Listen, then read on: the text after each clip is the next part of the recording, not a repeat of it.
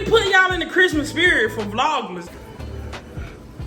This look like my type of speed right here. And I ain't gonna hold y'all, the girl side of me came out, so I thought this was cute. That's hard. Look at that, look at that. And I got a Christmas hat now with a Christmas tree. Yo, man. I was thinking, what's a good story time? Let's do the coming out story, right? I was in middle school. I was like, I want to dress like her. You know, I told my mom about the thoughts. I told my mom that, you know, I thought about a girl, but now my mom probably didn't understand why I was the way I was because I didn't tell her childhood until I was an adult. Man, we went to church. She put me on the altar. I wonder sometimes if I did just tell my mom what was going on, how my life would be different. I was just scared to say something because, like, I didn't want to mess it up.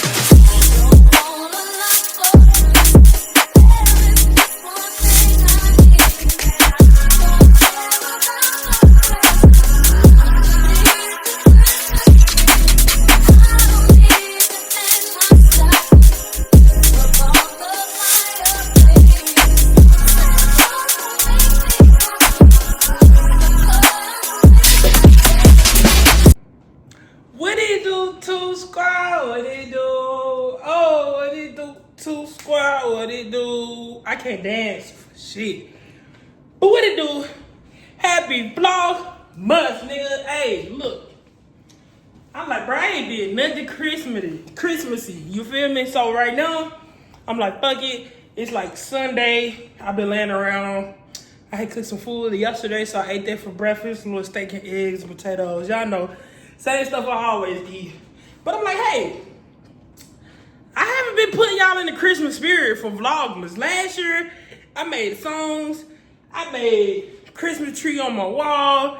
I did everything, bro. So it's time for me to get back to it. I asked y'all, what would y'all like for me to do for this Vlogmas? And you guys dropped countless of ideas. So now I'm gonna start doing them day by day. Today, we're making a gingerbread house. And we're gonna do a story time while we do that. Or I don't know what story to tell y'all. My life is crazy. Then y'all know when I do tell stories, I veer off so much. I really hate story time because I get off topic so much. But hey, you like it? I love it. So let's run down the street to Walmart and get a gingerbread house. I already got some, I already have some eggnog. We're gonna do that. And I think we're gonna hang up a little lights. I'm not gonna put a Christmas tree up in the middle of my wall this year, but we're gonna put some lights up. We're gonna get in the groove, y'all. Let's go. I went to the neighborhood Walmart. They did not have any type of gingerbread, nothing. They just had Christmas cookies. So I'm here at the big Walmart. I just spent like 5 minutes trying to find somewhere to park. I know it's packed as hell in here. I really don't want to go in this bit though. I'm doing it for y'all. Let's go though. All right, here we go. We got this. I don't know. Which one y'all think? Let's see which one we gonna get. They got Trolls. They got Skittles. Damn, I might get one of these little $5 houses. Nah, we gonna go big or go home. Let's see what we got. They got a few different options. More than I expected. Way more than I expected. Yo, that's wild. This look like my type of speed right here.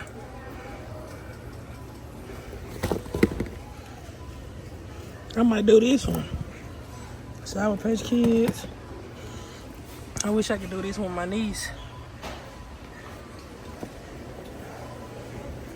What y'all think? They got the Reese's.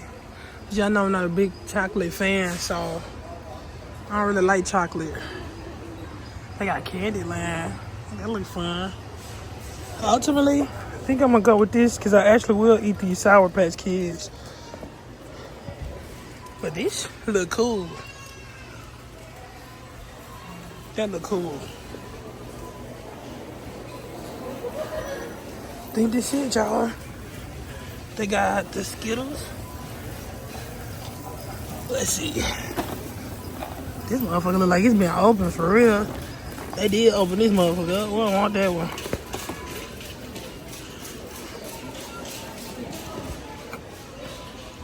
Yeah. It's looking a lot like this one. All right, Two Squad. So I made it back home. I ended up getting some little stuff. I'm trying to get in the Christmas spirit, man. I'm really not in the Christmas spirit at all.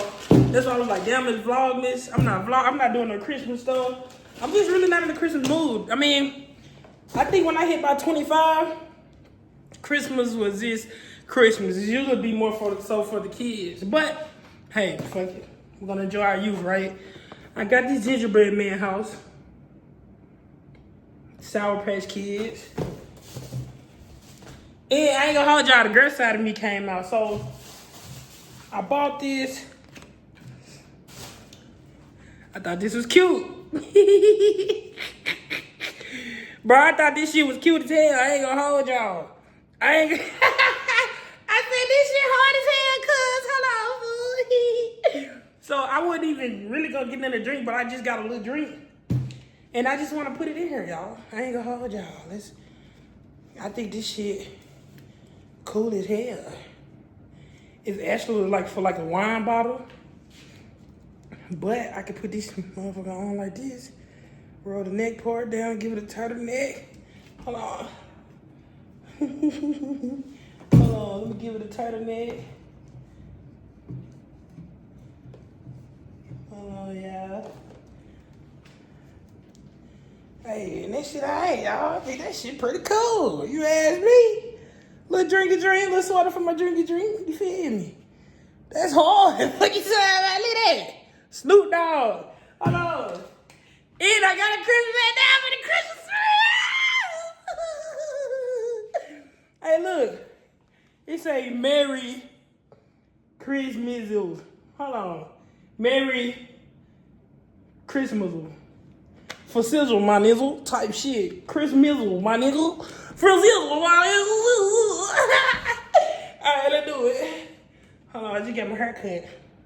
I definitely ain't trying to fuck that shit up. Let me take this tag off. Damn, y'all, I can't put it on my hair. I gotta fuck my shape up. Hold on. Let me drop my ponytail a little bit.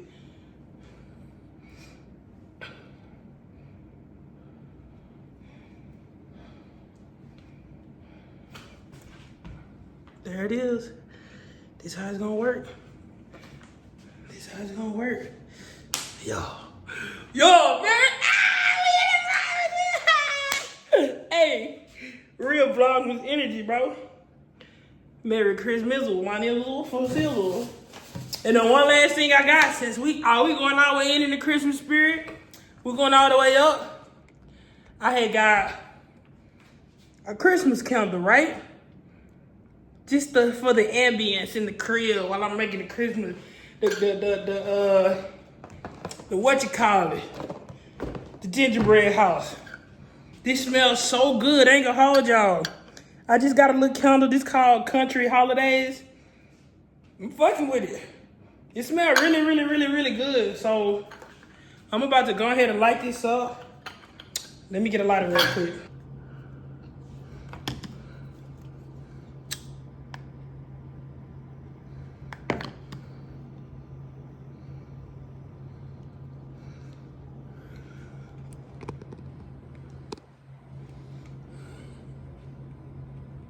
Alright, Two Squad. So I'm in the Christmas spirit. Now I had to go turn myself up, pull some little shit out the closet. This is my little Christmas guy. This is the homie Ginger. Call his dad Ginger. You feel me? But this whole thing is trying to get myself in the Christmas spirit or whatever. And yeah, let's do it. So while I was on my way to the store, I was thinking, what's a good story time? They know things about me, but they don't know everything about me. All right, let's do the coming out story, right? That's what y'all would love to hear about from studs and shit like that, right? Here go all of my stuff for my gingerbread house. Okay. All right, y'all. So, boom. Coming out story. I'm gonna take it way back to the very first time I looked at a girl in a way, and when a girl actually made me feel a type of way, right? Once again, we drinking with Snoopy. You feel me? Snoopy. All right, let's see. It made me feel like I'm not a drunk or alcoholic, because I'm not. But I be drinking these little club tails often. All right, so boom. The very first time I looked at a girl, thought about a girl, I would say I was in middle school. I was probably in the 7th grade. I left middle school I was in the I was 11 years old in the 6th grade. I graduated I graduated high school at 17 years old. So let's see. I had to be around 13, 14 at the most. So the relationship I've always had with my mom is I could literally talk to my mom about anything. She always had like an open door policy. How y'all have at work? My mom always provided that space for us to talk to her about anything without judgment. Still as an adult, I can talk to my mom about anything. She listens. I'm her kid. I'm her kid, y'all. And I cannot imagine not having that type of relationship with my mom. I cannot imagine not having been able to talk to somebody. And it's like, I don't have nobody who love me or think like have my real best interest at heart besides my mom, cuz. And it's like, bro, your mom is the only person in the world to have that best interest if you have that relationship with your mom at heart, bro. And it's like, I could always go to my mom and talk about stuff. So I did. It was this girl. It's actually, this is my homie now, right? But I used to see her. Let me look at these directions. She actually used to talk to my brother too, but I don't know. But I used to see her. She was a stud. Probably like one of the only studs that I've seen at school at that time. So it was like, I've always been a tomboy. But at first I never like thought about a girl, liked a girl, until like a girl actually like touched me and it turned me on. So we're gonna get to that, y'all. So yeah, let me get to the story, y'all. Now I be get off topic. So boom, she played basketball. My brother played basketball. And I used to just look at her and I used to be like, I want to be like that. Yeah, it wasn't like a sexual attraction. It used to be like, I want to be like that. I want to dress like a boy. Like, I want to be like a tomboy type shit. You know what I'm saying? Okay, so yeah, I was like, I want to dress like her. I want to dress like a boy. Like, and, I told my mom about the thoughts. I told my mom that, I thought about a girl, but I never like liked a girl, been with a girl, touched a girl, even talked to a girl in that manner. But it was things that crossed my mind, right? So I told my mom. Now my mom probably didn't understand why I was the way I was, because I didn't tell her about the things that I went through in my childhood until I was an adult. Maybe like 18, I told her. I just recently told my dad this year, and like he kind of took it harder. Think about it. I could talk to my mom about anything, and she would always ask us to check on us and say, hey, if anybody touched you or this and that, and like on a reoccurring thing. It was a always thing, but I chose not to say nothing. I felt like if I did, it would mess things up. Family member, I just felt like, I would mess things up if I did say something. So just giving y'all more of an insight. So when I told my mom, she didn't say, you this and that, you going to hell, you not my child not going, ain't nobody gonna be gay up under my roof. It was never anything like that. She have always accepted us. My sister gay, she got a girlfriend that came later in life. But she's always accepted us. What she did was, we went to church. We went to church. She put me on the altar, you know, and that's what it was. That's what it kept being. It never was where she tried to stop me from being myself. It never where, like, cause I never in high school wanted to transition and be like a nigga, like a full-blown stud. I was okay with being like a tomboy. I was okay with that. I was okay with, because honestly, I didn't know what I liked. I never had an experience with a girl or nothing. So later on, that happened. And yes, I have talked to guys before, and I have been sexual with guys before, of course, like willingly, consensually, earlier, like my teenage years, you know what I'm saying? So, boom, fast forward to teenage years, that's all it was. You know, my mama was like, she like, it's okay, we're gonna take you to church. I had a kind of like a mentor, that pretty much was that. She didn't judge me, she didn't try to change me, she didn't do any of that. I gotta get started on this, y'all. Give me 1 second to read this. So boom. Fast forward to teenage years. I say it was around the 9th grade. Now, I was always a popular kid. I was a cool ass kid. I need to cut this a little bit more. I was a cool kid, but my friends would always say, my friends would always be like I'm gay type shit. And I used to be mad because I had the thought, but I never acted on it. I still like the guys, like I was just a tomboy, you know? So I used to be like, I'm not gay, woo. I used to get mad as hell. You know, shit like that. So, say about 9th grade, it was this girl, right? So it was this girl. Funny part about it, my mom know her. My mama used to be her teacher. Y'all know my mom is a retired Head Start teacher. So I'm a hood nigga, but I got a little sense in me, right? Funny story. We all worked at McDonald's together. McDonald's was my first job ever, right? So McDonald's was my first job ever. We used to work together. We used to work together, and we used to hang outside of work. You feel me? So one day, it was never where it just, you know, she just came on to me or nothing like that often or nothing like that. It was just one day, y'all. Like, it's pretty good. Hold on.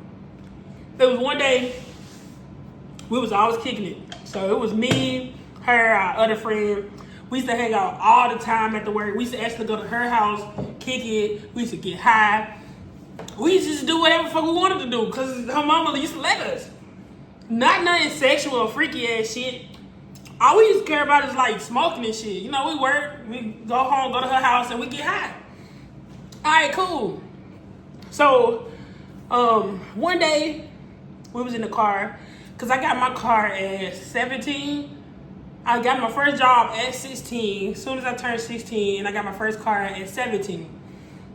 And we was just all we wasn't in my car, we was in somebody else's car. But I was sitting in the front seat, and she was sitting right behind me, directly behind me. And this is how I really found out that I like the girls, y'all. So boom, we sitting there. I can't do two things at once. Y'all want the gingerbread house or y'all want the story, baby? Let's get it, right? I was like, boom, we sitting there, cuz. We sitting there. She used to play with a nigga and shit like that. Cause like I said, like, you know, my friends used to always call me like gay and shit like that. So, I don't know. So boom, we were sitting in the car, and it was like she just reached up and touched me like I can't even, like she touched my neck. She started rubbing on my shoulders and my neck. Bro, and that shit like turned me on, cuz. And I'm like, wait a minute. In my head, it's like, no, Tootie, you don't supposed to be gay. You don't supposed to like girls. Like, no, you don't like this. You don't supposed to like this. Why are you liking this shit? Why did you feel something? Like, I'm literally sitting in the front seat with my homies, with my homegirls having a full-blown mental war. Like, bro, you don't supposed to like this. You don't supposed to be like this. Like, no, that's not right. And I liked it though. I liked it. It turned me on. It was a connection, and then I just started having a crush on her. Until one day I did tell her, because y'all know me, I'm a stubborn. You feel me? So one day I did tell her, but I was like in love with this girl, bro. I was in love with this motherfucker, y'all. Like, I see her edible arrangements. Like, I'm one of them niggas, because I'm going to see edible arrangements. I'm going to do all type of shit if I like you. No cap. So I used to see her edible arrangements, do all type of shit, you know what I'm saying? And that was after the fact that I told her I liked her. But I told her one day, and look, this was a hood bitch. She called my bluff. I'm a hood nigga. But I just grew up in the hood. I went out there in the streets like that. So, when I finally told her, I was like, I like you. I said, I like you. I got a crush on you. And y'all know what she told me? She said, do something about it. Damn, y'all. I didn't know what to do. What I'm supposed to do? I ain't know. I ain't never did anything. So, yeah. That's kind of how that went. And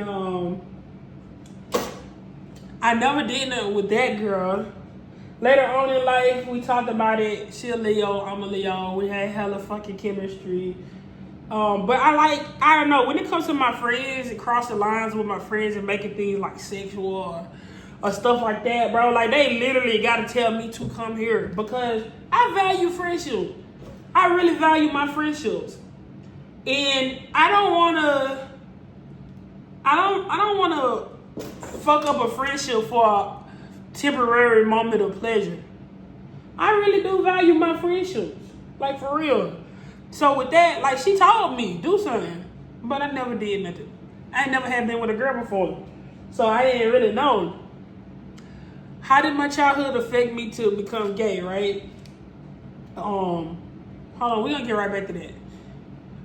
Because this is story time about how I came out. But that was pretty much it. I told my mama I liked the girl. She took me to the altar, the church, you know, a couple times. I had a mentor. But once I like moved out of the house, because like that one girl was the only girl I talked to all the way up until I moved here. And I never had talked to another girl for real. I talked to one other girl, but it was just like, you know, conversation. So when I finally moved up here, I just kind of went full blown studdish. I used to dress up in a whole bunch of button downs and like polo t-shirts, but I think that was the era then, because I moved out here in 2019. So I don't know, y'all. I think I mean, my mama loved me. My family loved me. They never judged me. They never disclaimed me. And I'm grateful to be able to say that because I've heard people's stories coming out, this and that, and it don't be nice. It don't be loving. It don't be caring. You know, it be fucked up. And sometimes people go down this road. Let me go back to what I was saying. I can say the effect, what happened in my childhood, you know, it wasn't my mama's fault.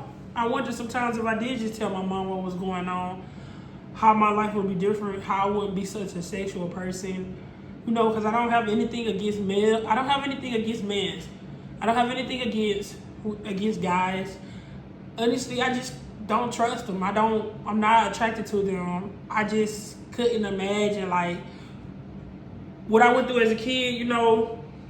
It wasn't an adult. It wasn't an adult. It was just an older family member. It wasn't an adult, though. So I can't say that I was, like, raped or whatever like that. But it was, it changed me. And it traumatized me. And, you know, I have a special relationship with girls because I was never forced to be with a girl. I chose to do that. Versus this being taken away from me. I didn't choose this. I didn't choose to give this away. I never had a special moment. I never had a first time. I never had that. I never had anything special with a man. But I have something special with a woman. You know, and it's crazy, and yeah, it is like not what the Bible preach. You know, and I do sit here and I talk about God a lot. And that's real. That's real. That's real. No matter what, I'm a real nigga, so I gotta keep it real. I know what's in the Bible. And I also know what I went through to make me the way I am today. It didn't break me. It made me stronger. But in some type of way, mentally, it traumatized me where it affects me as an adult today. I feel like I'm more, I feel like I'm more like clingy or sexual because I have been sexual all my life. And it makes me a sexual person. You know, that's real. Like, I'm very aware of who I am, the things that I do, and why I do them. I'm very self-aware, and I'm happy I am. But I'm able to talk about this because it don't affect me like that, y'all. Like, I'm a survivor, bro. I'm a strong ass nigga, cuz God gives his strongest words to his strongest, the worstest words to his strongest warriors, bro. Like, I'm a fucking survivor, my nigga. Like, oh God, I really am. I don't blame my mom or nobody for what happened. You know what I'm saying? Because my mama would kill a nigga. My mama would unalive a motherfucker about me, especially when I was a child. You know, I just told my dad, and I think I believe my relationship with my dad have so much meaning because financially, he not that nigga. But when it comes to time and love and physical, like time, like I love that man so much because he literally, bruh, that shit crazy. He literally, he wasn't able to do much or give much. But he literally showed me how a man is supposed to love their child or a woman. He never, my dad was on drugs. That man never touched me. That man never, he always loved the fuck out of me, and I love my daddy so much. Because of that, he was one of the only men that didn't take advantage of me, even when he wasn't, you know, he was doing drugs and shit, cuz I never seen him high. He never came around me on that shit. And I love spending time with my daddy. My daddy loves spending time with me, fool. Like, that's real shit. And I don't mean to get emotional. I don't. But I gotta let y'all understand the relationship with me and my dad. And I just told him because he really will unalive a nigga, cuz. And I just told him, I'm almost 30 years old, bro. And I just now told him about what I went through and who did it. You know what I'm saying? And I don't know. He loved me. And my mama always been a great mother. My mama was a single mother making this shit happen. I was just scared to say something because, like, I didn't want to mess it up. The little help my mama did have or whatever, I didn't want to fuck it up. Because where else would we go when she go to work? What else would we do? Like, she was making it on her own, bruh. And I admire the fuck out of my mama for that shit. Like, I love the fuck out of my mama because, like, my mama is a fucking superwoman, bruh. If y'all ain't never seen a superwoman, when y'all see her, bruh, she a fucking superwoman, nigga. She'll lay down for a nigga, cuz. She get her lash for us, bruh. She had taught us so much stuff. Instilled so much stuff in me, cuz, to take me so far in life. I thank her for not letting me hang out with certain friends. I thank her for making us go to church. I thank her for all the fucking whoopings and telling me why she was whooping my ass. So it's instilled in me now as an adult not to do that, not to have those ways, and not to have those characteristics. I would never take anything from my mother. It was a simple fact that I didn't say nothing. So it never was on her. It was me who decided not to say nothing. It was never we was in harm's way because it was a family member. It was never, my mom always been a great mother, you feel me? Let me get out my feelings. Give me 1 second. Let me. All right, to squad. Look, I ain't gonna be no crybaby. Real shit. Okay, so, yeah, not a crybaby. It was just, you know, a touch and go situation that I'm still working through and healing through, cuz. Traumas that I'm still working through as an adult. You know what I'm saying? When I was in therapy, I worked through a lot of that shit. Like, I ain't gonna hold y'all, you know. That's why I love my mom and my dad and my family so much. Like, shit happens, but it's all about what happens after it, what change you make, and how you let it affect your life moving forward. You know what I'm saying? So, bro, we've been stuck in the same place. I'm finna play some music and we finna get to do this shit. I'm finna fast forward and zoo zoo zoo zoo zoo. But we gotta get going on this Waffle House. I mean on this gingerbread house, man. You feel me? So let's see. Way do you love you like I love you?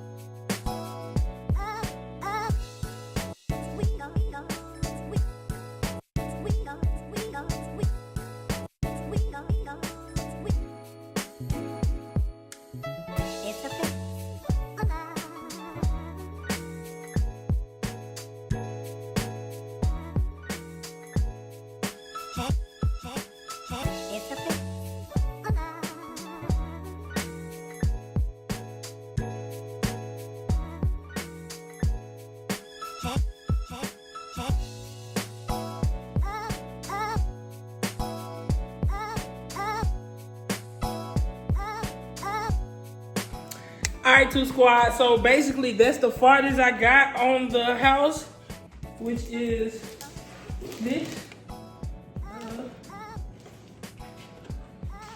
This the farthest I got. I'm gonna put some icing on top. I got the Sour Patch Kids. They're gonna be hanging all off the roof and shit. But right now, damn, what happened? Damn. Oh, when I try to put my name, right here. It look a mess right there. Bad business. But I believe this is the end of the vlog. I gotta get up. I gotta run somewhere. And honestly, I want to post this tonight. So I will show y'all the end results on my next vlog for the Sour Patch Kids holiday camper gingerbread house type shit. And I do want to say this. It was different.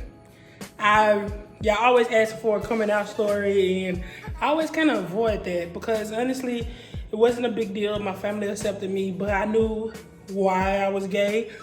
I knew what led to it, and I know why the things that affect me as an adult today. So with that being said, I knew that conversation would come behind the coming out story. And honestly, I just wasn't ready to share it with the world. So I feel comfortable. I feel good about basically this story time, the coming out story. You know, two on right here, type of shit. But I think I feel good about this. I feel good about this vlog. I feel good about the conversation we just had, and I just feel good all together. You know, so this is where in the vlog, Two Squad. I am getting out of that. I just be having a lot of fucking anxiety nowadays, bro. So I'm getting out of that. I had fun. I had fucking fun, y'all. Especially with my Snoop Dogg motherfucker, no? Yeah. Alright, Toot Squad, I am out. This is the end of my vlogmas. Skitty, skitty, skitty.